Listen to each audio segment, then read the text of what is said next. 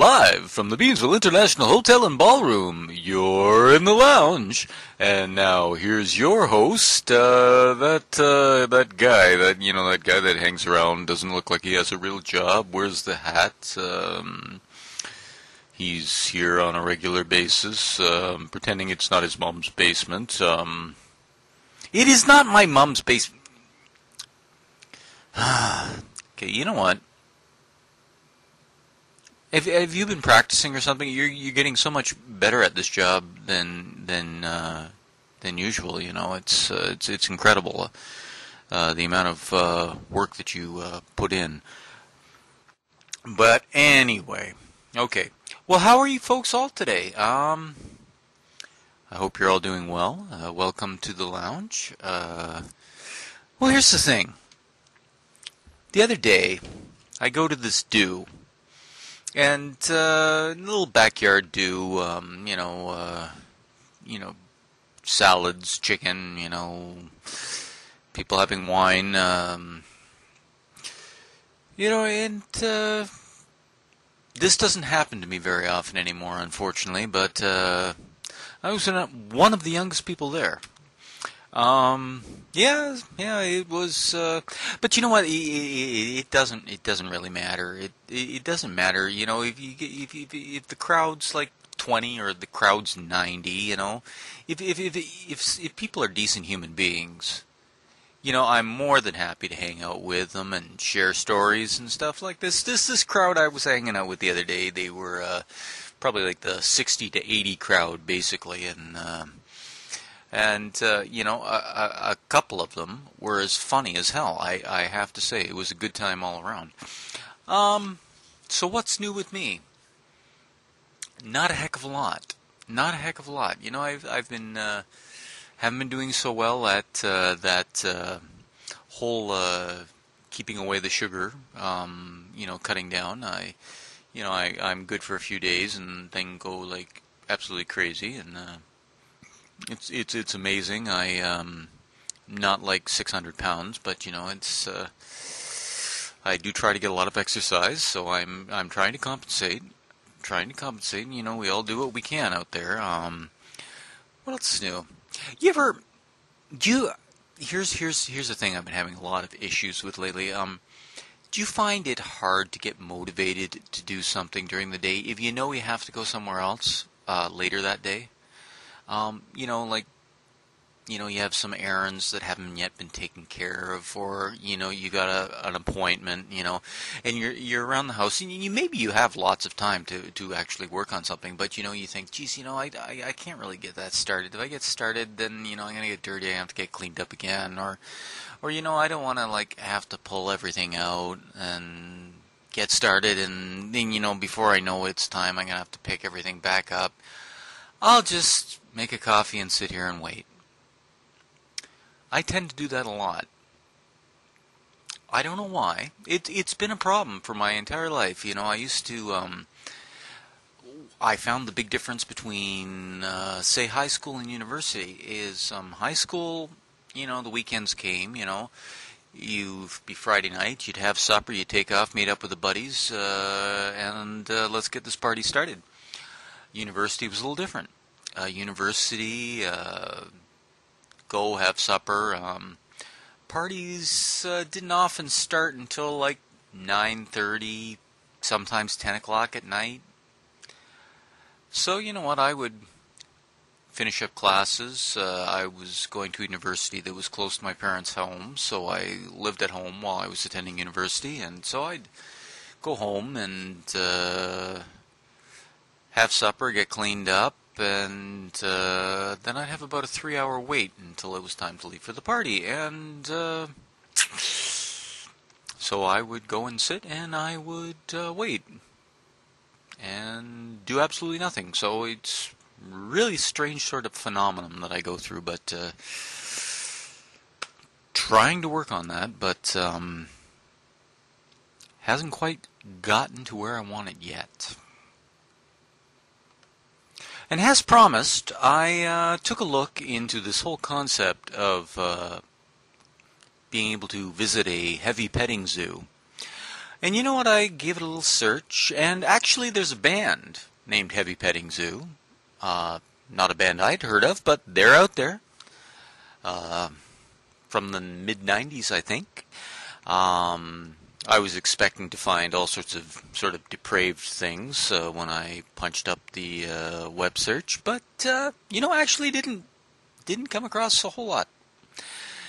Didn't spend a whole lot of time going. I went through about 3 pages. Just looked. It's mostly stuff about the band, to be honest with you. If you really want to spend the time researching further, knock yourself out. But that's what I found out. Anyway. Today, we have a pretty good show coming up. I think you're really going to enjoy my guest today. And I wanted to give a quick reminder that if you go to bandlandrecords.net or Bandland Radio,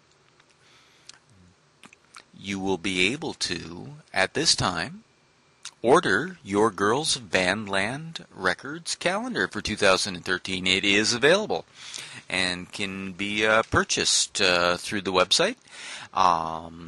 Runs about $15 and change, I believe, and a percentage of the calendar proceeds do go to the Make-A-Wish Foundation. So get your hands on the calendar, help support a good cause. Gorgeous girls with guitars. What else do you need? Well, anyway, I think what we're going to do now is we're going to take a quick commercial break, and when we come back, we're going to hear some music and talk to this week's guest. Be back soon.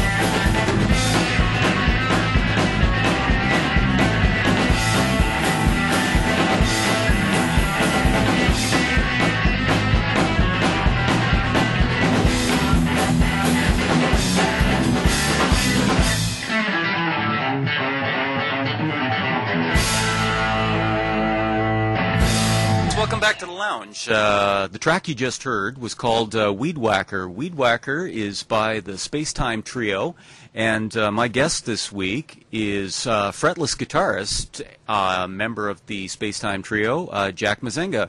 Hey, Jack, how you doing today? Pretty good, Frank. Nice to speak with you. So, what are we doing for fun? I understand you're out there in Chicago? Well, right now we're having a return to summer, and that's a beautiful thing. It's been a long summer. The winter was kind of non-existent, but I can live with it. Yeah, that's true too. It's I like a little snow for Christmas, and then once Christmas is gone, I couldn't care less. Yeah. As long as I don't have to do too much cleanup or make the drive to work very interesting, then I'm good. There you have it.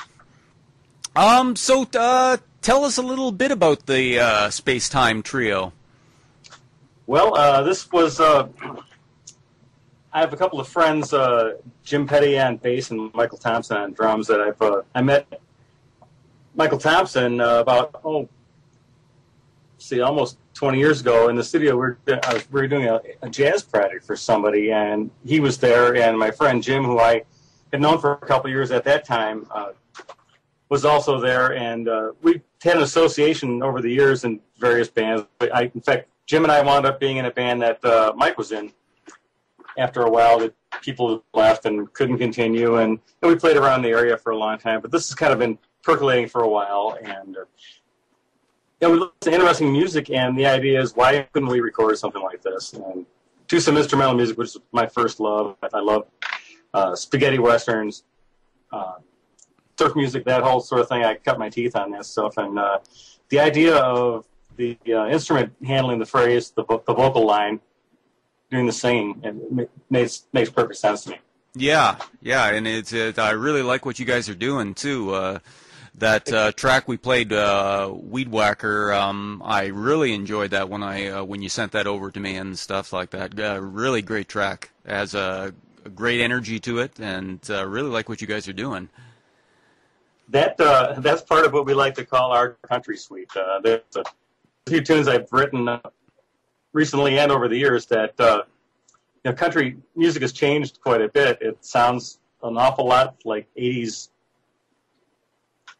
ballads. There might be a fiddle and some banjo in there, and of course more countrified lyrics, but they still, I think the LA guys that moved to Nashville sort of made the whole thing get those production values and that sort of thing. Yeah.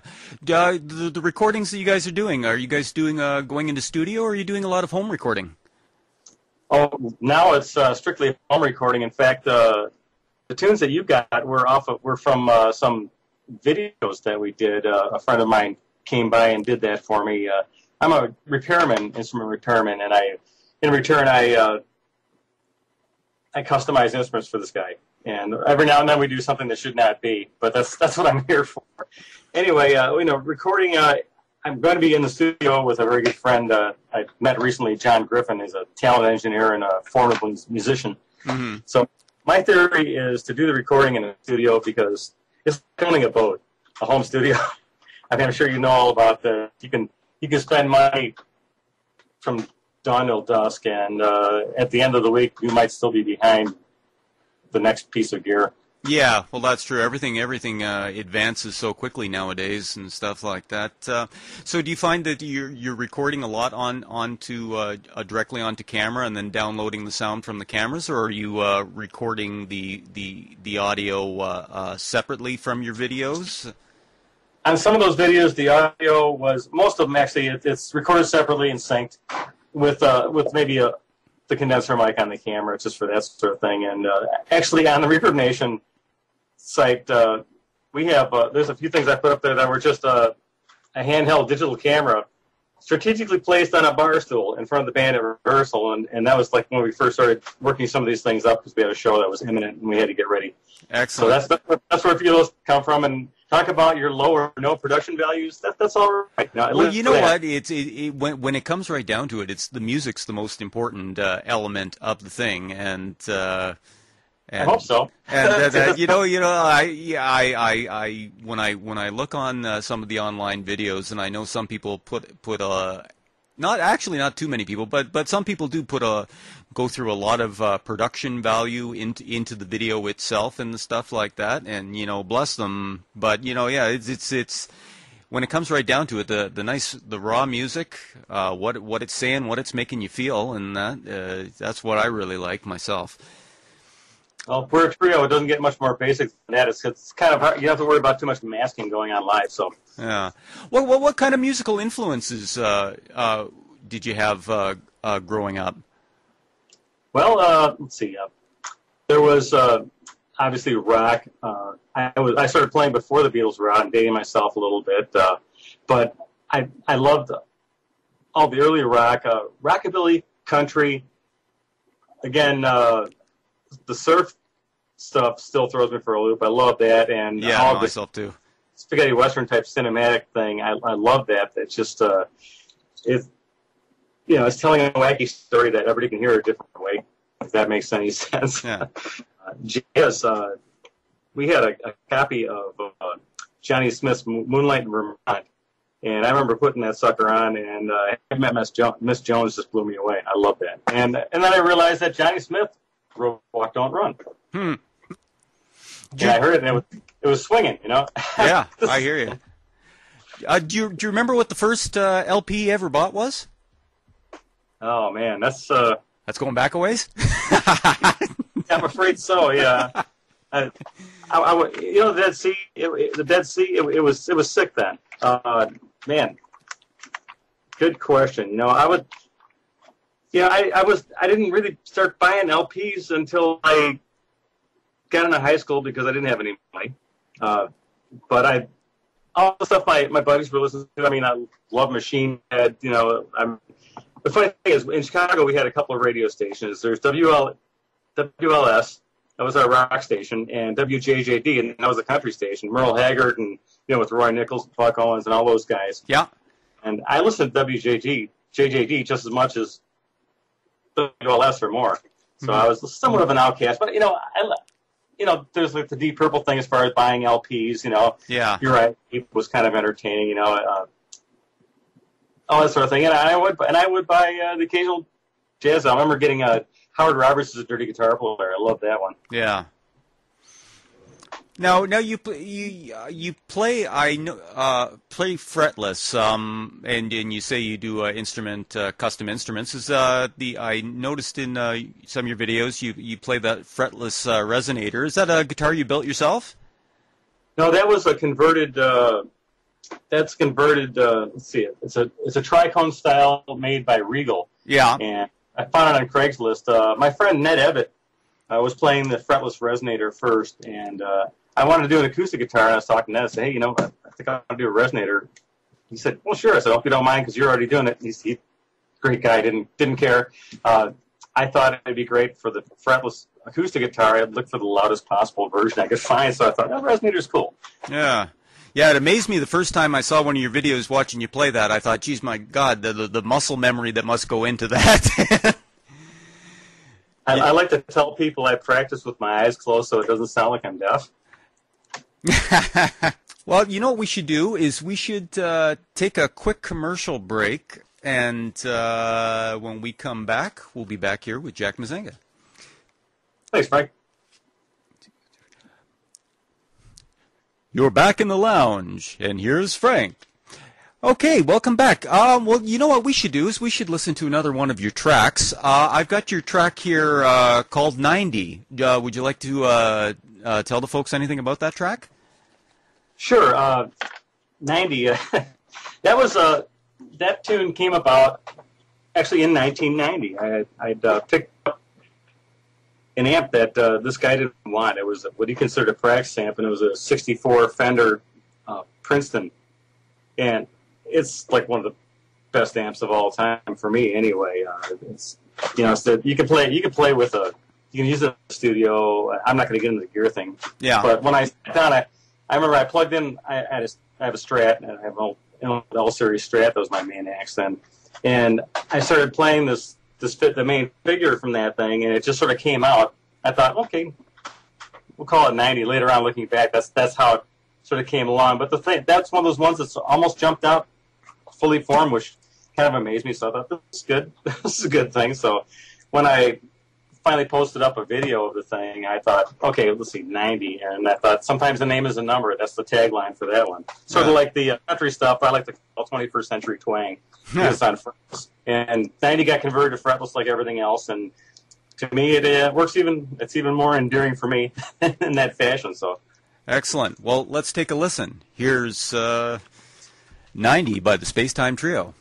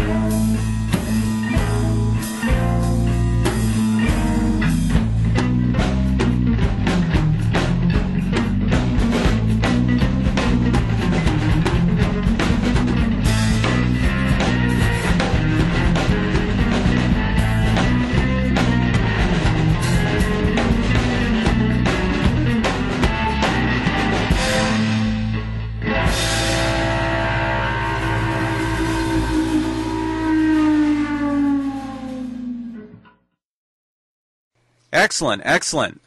Love it. Yeah, Jack? The writing process. So, what could you tell us a little bit about your writing process that maybe other aspiring indie artists out there might be able to take something from? Well, for me, it's not the same every time. You're a songwriter. I'm sure it's the same for you. It's based on inspiration. For me, the morning is a good time for that stuff to come out because it's all percolating overnight. I don't know about you. I dream about music. It comes out. I practice during the day in my head because it's just one of those things. In fact, there's times overnight when I was working out different arrangements of songs I'd written that I couldn't yet play on the fretless guitar. I would actually work them out in my head. Yeah. No, this doesn't work because certain fingerings don't happen on the fretless, and so that's one thing. There's a progression generally pops in my mind, or it's just a melody line, and I'll sort of harmonize around the melody line to rhyme with progression. Yeah. And often it's just a rhythmic thing. I mean, something where you're, and and it builds. Yeah, and I'll leave it on my voicemail so I'll remember it later on because, once you get in the day, sometimes everything washes that stuff away from your mind and you come back to it and what the hell was that? What did I do? So I'll check my messages and say something, hopefully for myself, that'll bring me along. Well, that's what I do too. I often come home from work and I've got pockets full of scrap pieces of paper that have like 2 or 3 lines on them because all of a sudden I've had this like line go through my head and I'm thinking, oh, geez, that sounds like a pretty interesting lyric, or that's a pretty interesting subject for a song and stuff. So, I'll quickly jot it down because I'll never remember this later, when I try to sit down and work something out. So then I have like these piles and piles of paper that, I probably got like a fire hazard going on here in my basement. It's the only way, though, I think. Another thing for me, like, there's a tune that's in progress now. It's going to be called Telegraph. And it's sort of I sat down one it was like a Sunday and my wife was busy doing something and I was it was not super early, but I was sitting around with the guitar and I thought, I started thinking about what chords, for instance, would I could play with E as a pedal tone. Mm-hmm. And I started fooling around, run down as I went along, and it's like some out-sounding stuff like an E augmented, then an A7. This is all with the E in the bass. E augmented, A7 flat 5, E major 9. At that point, that sounds like it's out. Actually, the A major 9 is a sharp 11, so that one sounds out too. Then you get to an A major 9, and that's actually the most normal sounding chord, but that's the one that sounds weird. Yeah. Then like an A sharp over an E. Then there was I won't go on, but F sharp 7 flat 9, C7 sharp 5, F sharp 9 over an E, then an E6 add 9, and that starts. The last two start to sound a little bit more normal. An E major 9, which sounds really sweet. Then a G sharp 7, then E add 9, and then at the end it goes way out with like an F diminish over an E. But that was I just want to see what I could cycle over that, and I don't usually try to make it sound like math music, and I don't want it to sound like that. It's just, I want there to be a melody, and that's the goal. Yeah. Do you come? But there's a few lines with this one that's sort of pulling it together. So. Yeah. Do you come from a musical family, or did your mom or dad play, or did you just something that you picked up yourself? My mom played piano. She's kind of a boogie woogie piano player, and she couldn't read. In fact, she got busted by her piano teacher. The guy had her play the boogie woogie thing, and she was doing that. And then he said, "Oh, take it from here," and she couldn't. So she said, "Yeah, she was had on that." My dad, as he liked to say, he played the radio. Yeah, he did play the harmonica a little bit, and he was the most, even more encouraging. He always told me, "There's nothing you can't do, and nothing's impossible." And being a kid, I believe him. Yeah, right on. But I took lessons when I was young on, my brother played guitar, and he was very generous and always let me play his guitar. So when I was 5, I started playing guitar, and second grade was piano and accordion lessons. So that's how I learned to read, and I sort of had to look at the guitar as a complete instrument, more more than just a, it can have melodies and chord movements going on. So. Yeah. So, Jack, I understand too. There's a venue in Chicago that you like to attend for live concerts. You want to tell us a little bit about what kind of music you like to go and see in that? Sure. Ravinia Festival it's been there for 100 years. They have a pavilion, but it's an open air pavilion, and concerts are typically held from beginning of June or late May until about now, September. And going there for years, and my wife and I go there, pennies, anywhere from 6 to 8 times a year. And that's always a high point. There's just so much good music there. I mean, I just saw Steve Earle and John Hyatt, a couple of my favorites, and it rained the whole time, and we didn't care. It was great. Excellent.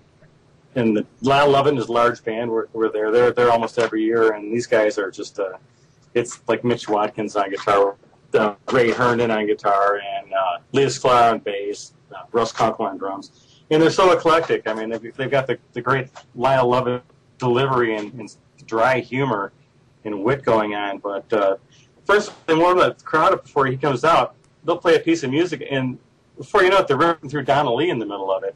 And they always pull it back and get it together and things like that. I mean, I've seen David Grisman and Ben Affleck there, and they had a section where they played just standards together, and that was just so great to hear that they were doing Miles Davis tunes and things like that. Green Dolphin Street on stringed on acoustic instruments. And I'm a mandolinist. I love that sort of thing. Right on. Do you have a favorite musical era, or maybe an era that you felt for your own music would be the era that if you could like dream, this is the era that I was going to make it in, that's where I'd want to play? Or you find that everything sort of brought its own little something to the table in that, and you don't particularly have a favorite maybe? A little bit of both. I love jazz. I can't just exclusively play that.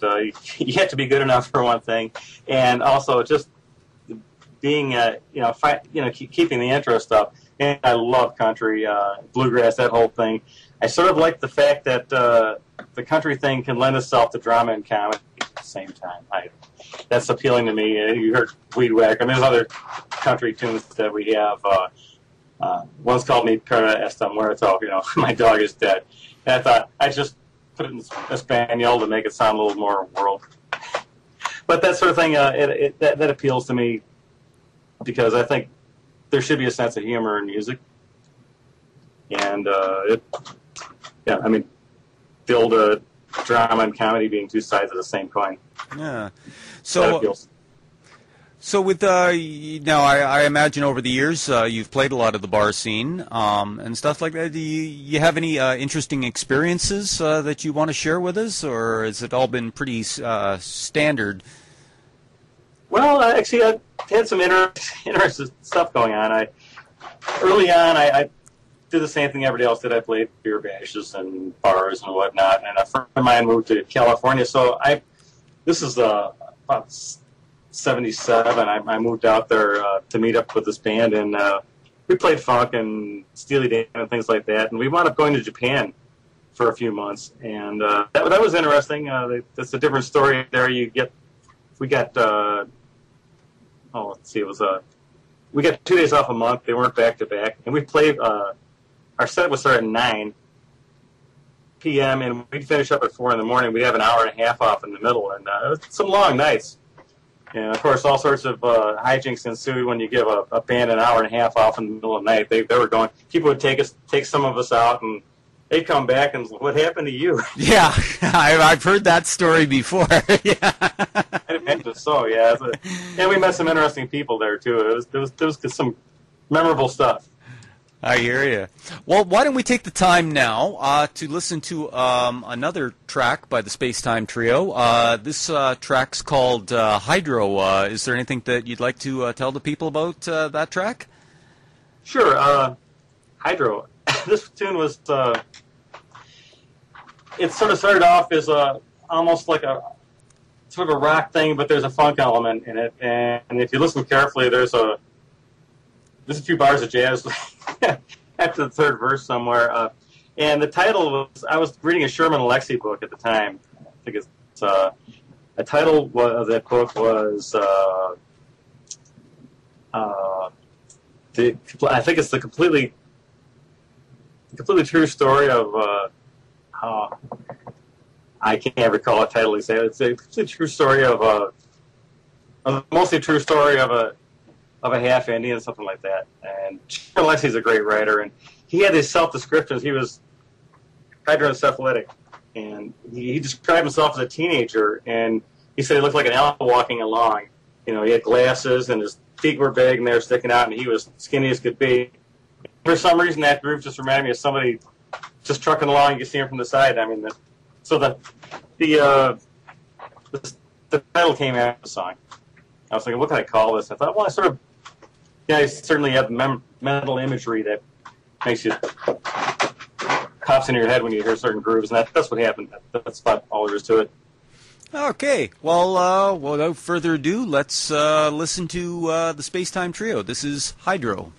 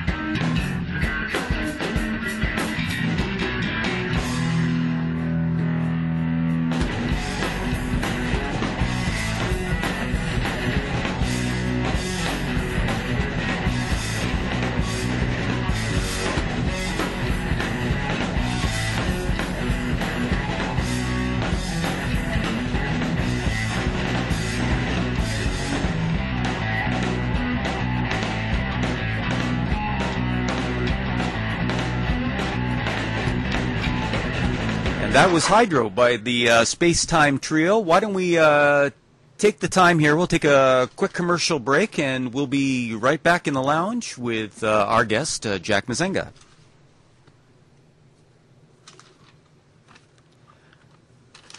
Okay, we're back in the lounge again. I hope everybody's enjoying the show. So, Jack, this is something typically I ask some of my guests. What the young people are typically into the MP3 players and stuff, but they say the people over 40, which you and I occupy, are the people that are keeping the CD market alive. And what 3 CDs would I find in your car right now if I was to take a look? Oh, right now, let's see. There's several. The ones that are, let's see. I think well, Osnoy, and that would be Ha. If you're familiar with Osnoy, he's a former Israeli session guitar player, moved to New York, and this is instrumental stuff, which I love. I love to listen to instrumental music. I mean, I listen to everything, but it always sort of sticks in my mind. When I can't listen to anything else, I can always go to that. And Osnoy's Ha features Will Lee and Anton Fig, with Keith Carlick also playing some drums on it. And there's that, let's see, I would say, I also have, let's see, recently listened to the Aristocrats. That's Guthrie Govan. That's some entertaining stuff. He's a guitarist with a sense of humor, and he and Marco Miniman on drums and Brian Biller on bass. And let's see what else is in there that I listened to recently. Oh, I listened to Scott Henderson's not Dog Park, but the other one, his other blues album with Thelma Houston.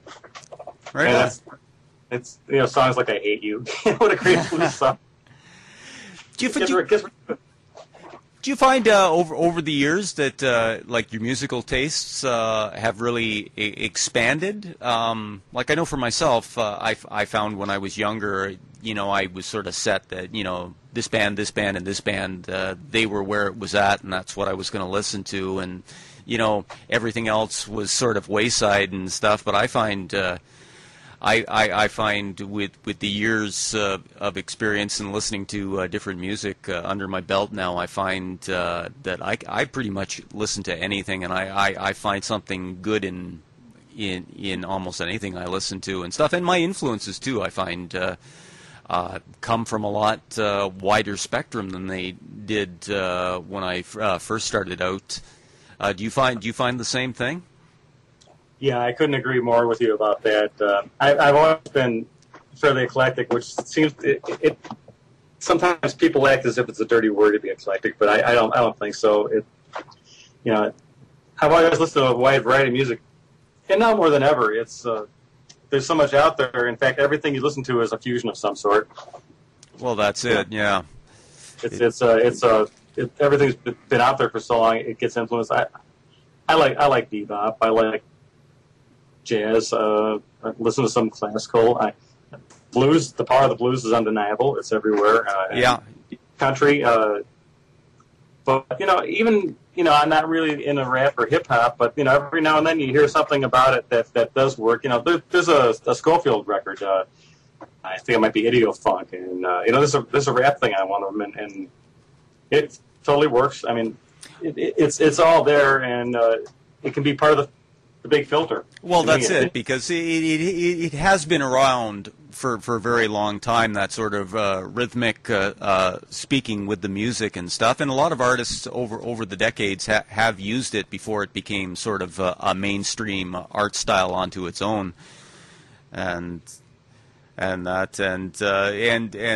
still, like I hear people say, "Oh, geez, how can you listen to that? This is so much, whatever however negative response you want to give it and stuff." And you say, well, you know what? There's a certain amount of talent that goes into everything and stuff like that. And before you go and say something's garbage or something, I challenge you to do better, kind of thing.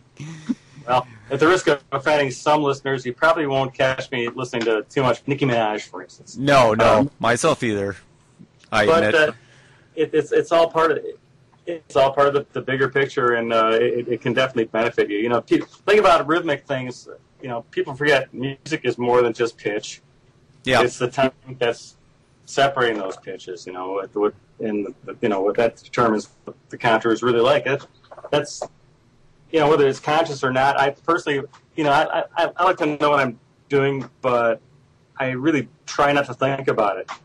I'd rather have it be a visceral thing, let it be a gut reaction, to whatever emotion you're feeling and let it come out that way. I like the part where you have to know the rules to break them. That does make sense.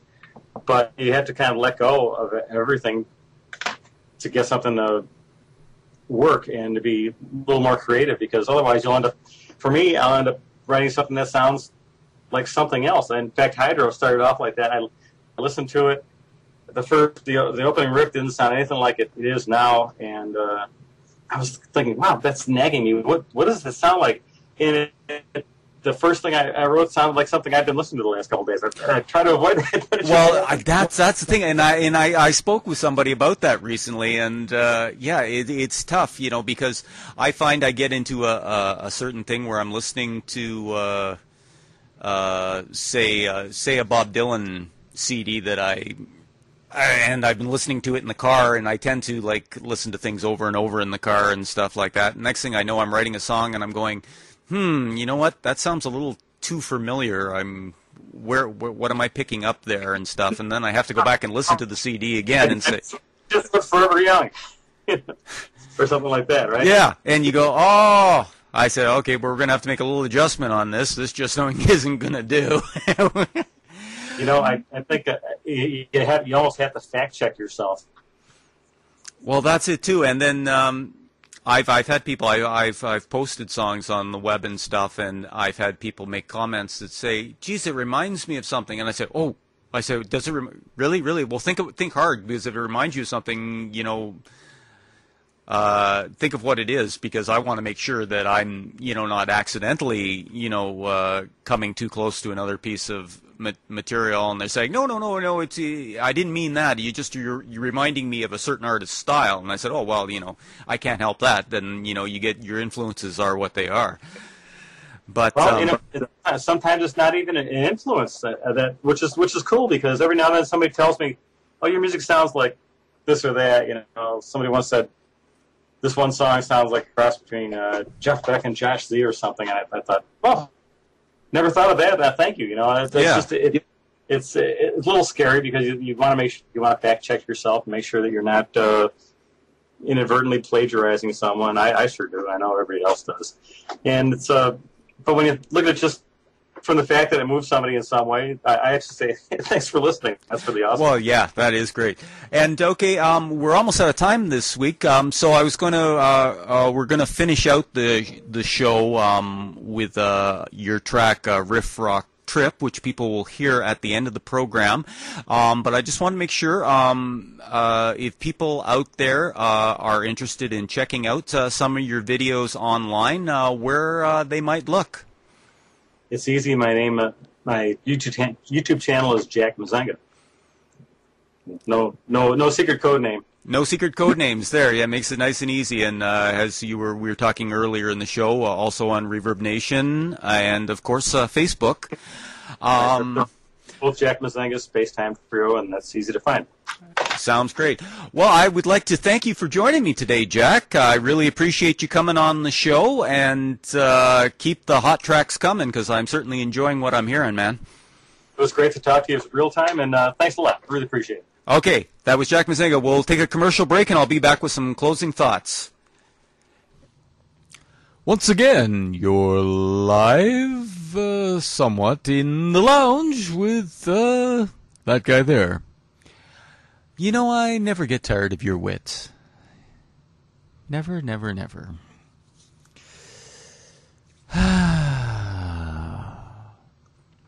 Well, folks, we're coming to the end of another show. I'd like to thank Jack for stopping by today and bringing us some great tracks from the Space-Time Trio. Do check out Jack's websites and check out a little bit more of his music. And I did promise Jack that I would mention a couple of other websites that he would like to mention to you. One is traditionguitars.com, and the other is allisonguitars.com. If you're a guitar enthusiast, I have checked out the sites myself. Some mighty nice looking equipment there. Do give them a little check. Well, in closing this week, what words of wisdom would I like to impart on you? As if I have anything wise to say. I might.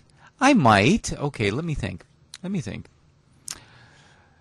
You know, I had a couple of things knocking around in my head earlier. But you know what? I thought I was getting onto some touchy subjects. And you know what? I'm not sure that I'm ready to go there yet. Chances are I will go there, but maybe not yet. Maybe I gotta build towards it.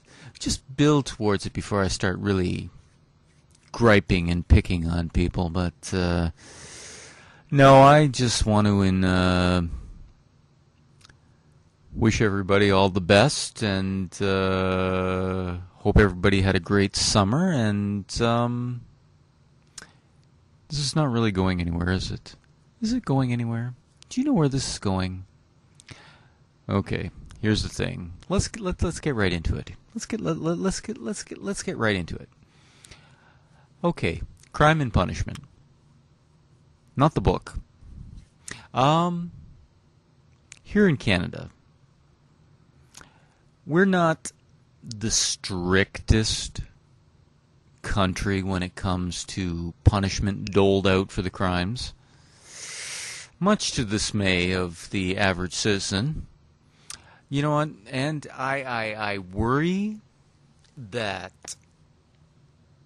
it's because the people in charge really don't want to spend the money to keep people in who deserve to be in. You know what? Because you know what? I think there's some people who do some serious badass stuff out there, and I'm not sure those people can be rehabilitated. Like, I mean, person's a kleptomaniac, they cheat on their taxes, though, you know, it's probably like the most serious crime because that's taking money out of the system, and they don't like that. But, you know, those kind of people, you know, I slap them on the wrist, say, no, don't do that. Bad. You know, but, you know, we're taking all these, like, pretty serious offenders. We're not giving them sentences suitable to their crime. Okay, here's the thing that bugs me. Let's get right to the point. Thing that bugs me. Okay, now, if you go and murder somebody, you're going to serve a pretty lofty sentence in most countries. If you attempt to murder somebody and fail, not so much. Get a much lighter sentence. So basically, you're being rewarded for either being incompetent or for the victim is being punished for surviving. That's food for thought, isn't it? You intended to kill them, just didn't work out. So, because you didn't actually get the results you were looking for, you know, why should you serve the time? You know, that's the same thing with lots of violent crimes, you know, like, you know, assault, rape, stuff like that. These people serve these little piddly-ass sentences. You know, here you haven't killed somebody, but you've may have killed them inside, and they'll never be the same person again. And I guess being killed inside doesn't mean the same as being 6 feet under the ground, so I don't see the difference myself. But okay, so we got heavy, but yeah, this is one of these things that my pet peeves, things that bug me, and I had to get that off my chest. Just something for you to think about. You know, let's keep things in perspective out there. And you know what? Let's stop hurting each other. There's no need for this. No need. Be nice to each other, everybody. Have a good week. Peace, brother. Here's one final track from the Space-Time Trio. This is Riff Rock Trip.